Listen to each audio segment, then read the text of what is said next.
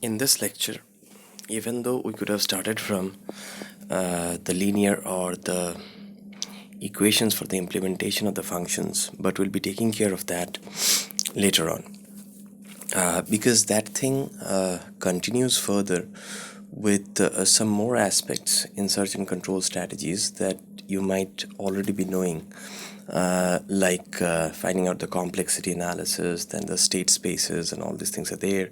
So I'll be talking and briefly going through them in my next lecture. For the time being, let's start up with the search notations.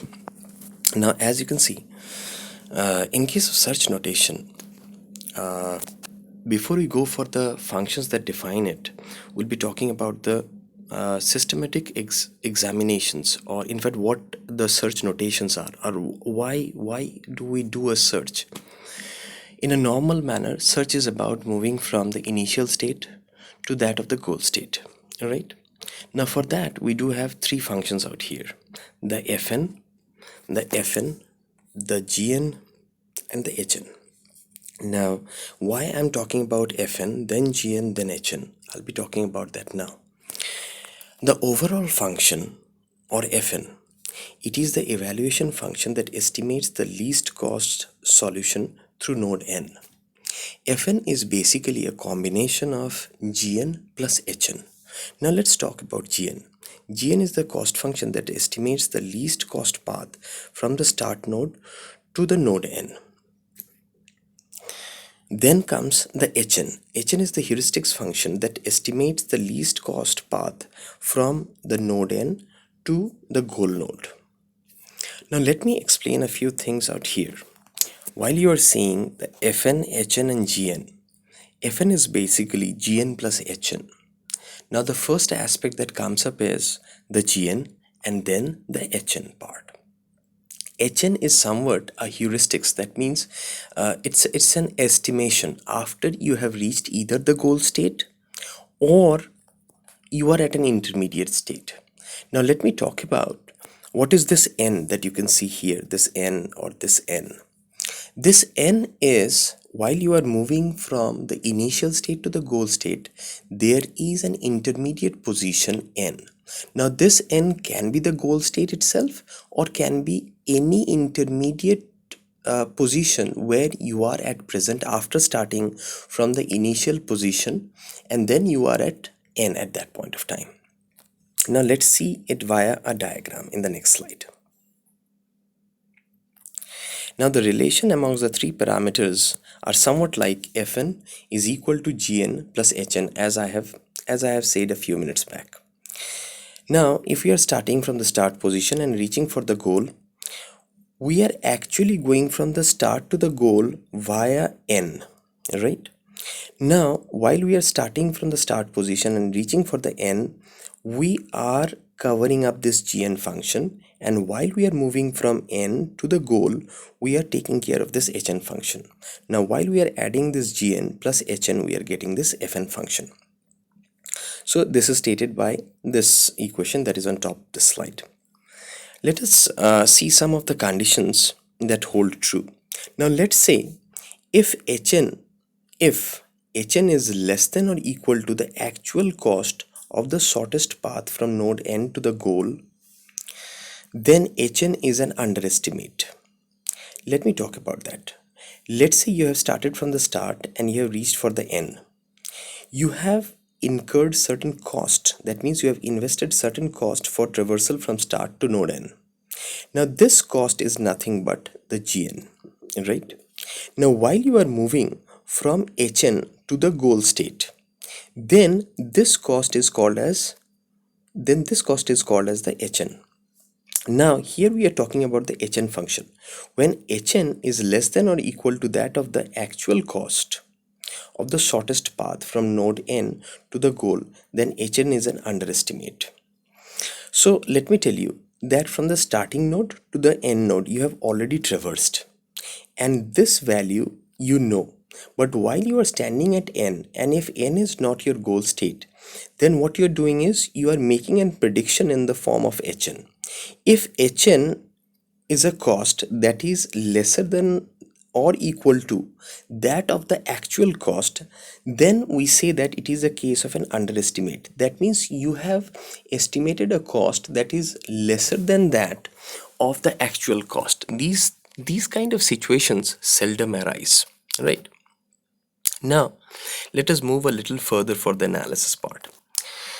The estimated value of f, g and h are expressed in the form of f cap, g cap and h cap, right? So we can write it as f cap n is equal to g cap n plus h cap n. Now, what are these caps? Now, they are the estimated values of the actual values of f, g and h. So the estimated values of f, g and h are f cap, g cap and h cap. These are the actual values and these are the estimated values. Now this relation, that means f cap n is equal to g cap n plus h cap n, is the estimated one. Now we'll be seeing the implications of these with that of the actual ones in the next few slides. Let's say for the time being, well, these slides are of Chakravarti sirs and we have modified it a little bit. So let's talk about it is easy to write an asterisk in place of a cap. Now, if this is so, then we can write down g cap as g star or g asterisk, or h cap as h star or h asterisk, right? Now let us talk about the estimate cost function, that means the g star. An estimated least cost function from the start node to that of the node n is written as gn. That means, let us get back once again and have a look. This gn is basically from starting node to the intermediate node n. So this is called as gn. Here, while we are seeing this, g star is basically the estimated value. That means g star n is the estimated cost and gn is the actual cost, right? So let us go through it. So g star is calculated as the actual cost so far of the explored path. Even though this is an estimated one, but this is calculated as an actual cost. Now g star is known as the summing all paths from the start to the current state. Now, while we are talking about this n value, this n can be a single move or a move of multiple nodes, right? So if this is so, then we can come up to, or we can see two conditions arising from here. The first condition is that starting from the starting node to the end node, we can traverse it via a search space that is in the form of a tree, or we can go through a search space that is in the form of a graph, right? Let's say the first one, that means if the search space is a tree, then my estimated g star is always equivalent to that of a g, because there is only one path from the start node to that of the current node. Think about a tree and we are at the starting node and we are going towards any intermediate node that is in between the starting node and the goal node. Then there has to be one and only one path for that intermediate node, since that intermediate node is not the final node. So in this case, in case of a tree, it is always g star is always equivalent to that of g. But it is not so simple. That means the search space is mostly not tree, but rather it is a graph. As far as you do remember, you might be remembering that in the class we have talked about the BFS and DFS, and we have solved certain examples of BFS and DFS, and in all those examples we have taken the cases of a graph and not the trees.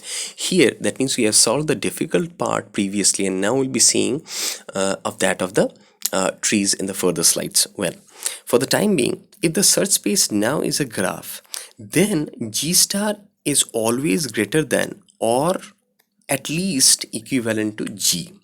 That means in case of a graph, my estimated cost is always higher than that of my actual cost, and that is how it has to be, because in a graph you can have a multiple path for that intermediate node to reach for that intermediate node. Now let's talk about the further points. G star can never be less than that of the cost of the optimal path. Rather, it can only be overestimate the cost. That means your estimation can only be higher than that of the actual cost in case of a graph, but it can never be lesser than that.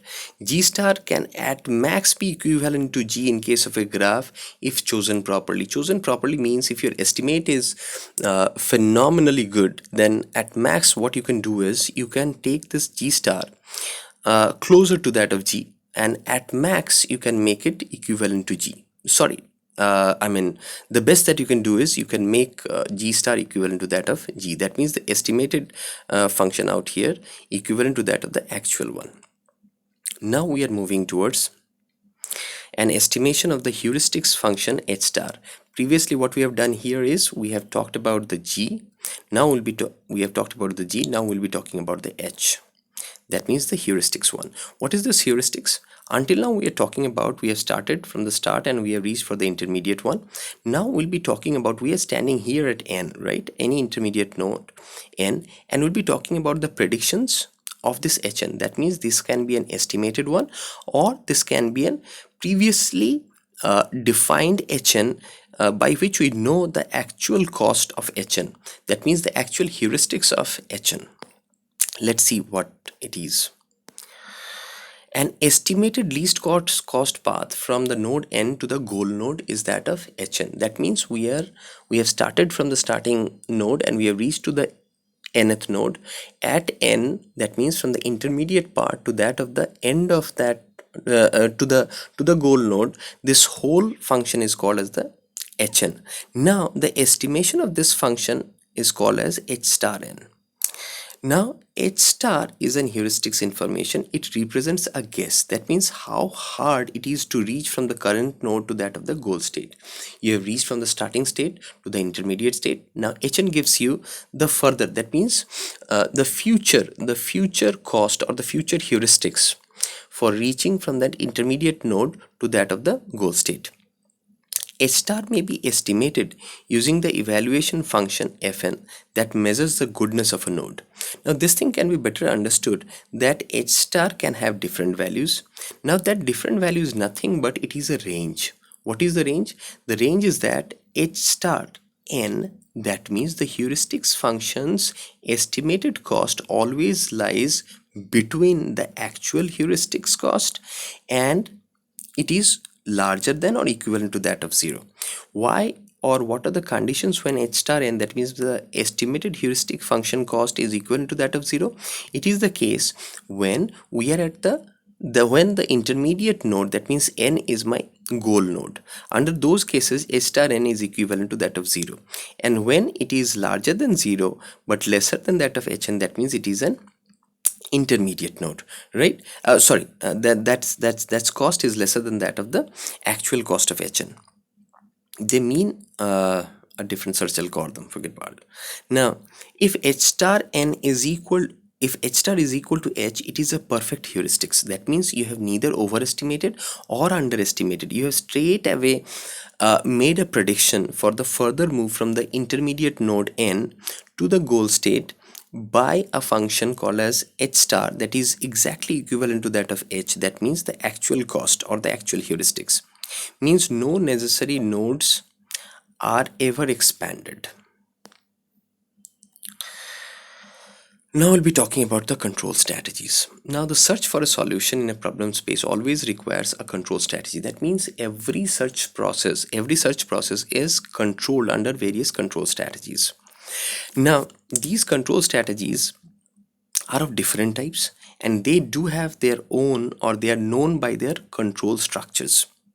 Now while these are there, the strategies for the search can be of two types: a forward search and a backward search. Right now you might be thinking about, while we were going through information representation, there also we have gone through the forward searching mechanism and the backward searching mechanism. In this case we are implementing the forward search and the backward search in case of search and control strategies. Now what is a forward search? Forward search is always data directed search. That means you are at the initial position.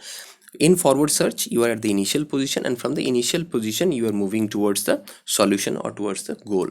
Now while moving from the initial position towards the solution or towards the goal, what are the inputs that are required? That means you'll be getting various data. Now while you're getting the data and with further functions that are added to them, you gradually move towards the solution or towards the goal.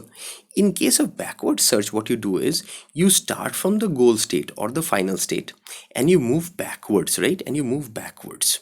That means you are driven from the goal towards the initial position, right?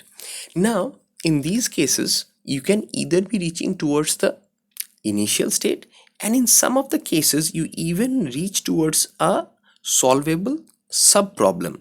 That means not always, it is not always the case that you'll be reaching from the goal state to that of the initial state. Rather, sometimes you reach for any other solvable sub problem states also. That means not exactly the initial, but some of the state which acts as a solution for this particular search problem. You can have some further strategies for search. They are both forward and backward search. It is nothing but a mixture of both forward as well as backward search strategies. That means it is a hybrid search strategy or a hybrid search technique, right? Now comes the systematic search. Systematic searches, as we have already gone through in the classes, it is the DFS as well as the BFS. They are systematic, but they are blind searches, right?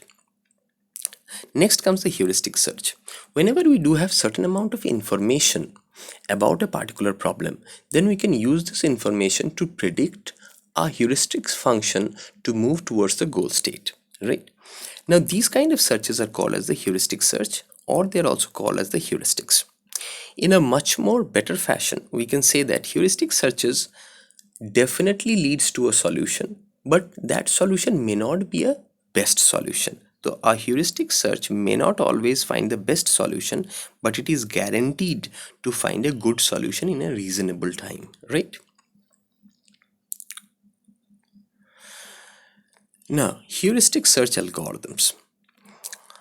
In case of heuristic search algorithms, there are three things that happens. The first thing that happens is that it can generate a possible solution, which can either be a particular situation or a particular point in the problem space, or it is a path from the initial state to that particular state where you are standing at that point of time, right? So in the first move, it generates a possible solution. That thing either be a point in the search space, or it is the path from the initial to that particular position where you are at that point of time. Then what we do is, if we have found a solution, then we test to see if this possible solution is the real solution by comparing it with all the goal states that I already do know, right? Lastly, if it is the real solution, then we return, or else we repeat the first state or the first step again. That means this step, right? So for further, that means more on search strategies, we'll be doing it in the next lecture. Thank you.